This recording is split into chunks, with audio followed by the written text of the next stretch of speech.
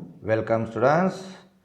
Here in the section of organic chemistry, here we are going to see the organic preparation, and here preparation of dihydropyrimidine we are going to see this preparation.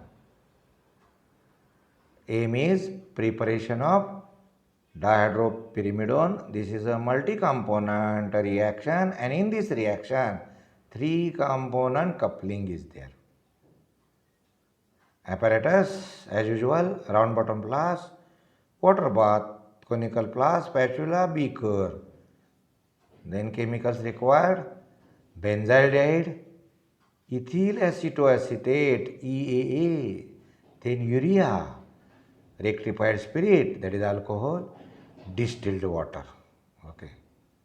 Then procedure. The first step is you have to take a mixture of 1.1 gram benzaldehyde, 1.3 gram ethyl acetoacetate, and 0.7 gram of urea in round bottom flask. Yeah, this is the benzaldehyde, ethyl acetoacetate, urea. Take the quantity given in the procedure and mix in this flask, okay, round bottom flask, and shake the flask by hand for 2 minutes, that is mix the well, okay. Then heat the reaction mixture in water bath at 90 degrees centigrade for 1 hour. You have to keep the flask for heating. The flask is kept for heating. This is our flask, this is a water bath, and it is kept for heating. Okay. As the reaction proceeds, a yellow solid starts to deposit, and after 1 hour, the flask will be full of solid. Okay. This is the flask is full of solid. Then take out the solid carefully by spatula in conical flask. Wash the solid with 1 cc cold water. Okay. Therefore, you have to take the solid in conical flask. Transfer carefully the solid from the round bottom flask to the conical flask and wash it with a 1 cc cold water. Then filter the product at suction. This is the filtration process. Filter the product at suction and dry. This is attached to the suction pump. This is a Buckner funnel. Okay. And suction is, that is the attached to the suction pump, and thus filtration is easy. Okay. Then take the weight of the crude product. For example, say this weight comes to be W grams. Then recrystallize the product using rectified spirit to give colorless solid, and then take its melting point. Because the product was yellow, after recrystallization it becomes colorless, and the theoretical value is 201 degrees centigrade. That is, you have to report the weight of the crude product and the melting point of the recrystallized product. Then advantages of green chemistry approach. The first one is use of no hazardous organic solvent. Here no any hazardous organic solvent is used. Then there is no requirement of catalyst, And the third one is the reaction is faster. Then what is the reaction? The three component coupling, the first component is ethyl acetate, the second one is benzaldehyde, the third one is urea, and the coupling takes place, giving this product, the name of the product is dihydropyrimidone. Okay, this is the mechanism as usual, as we have seen for the another preparation.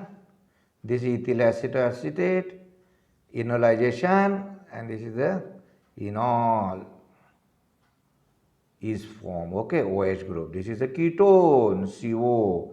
This is enol, therefore enol is formed.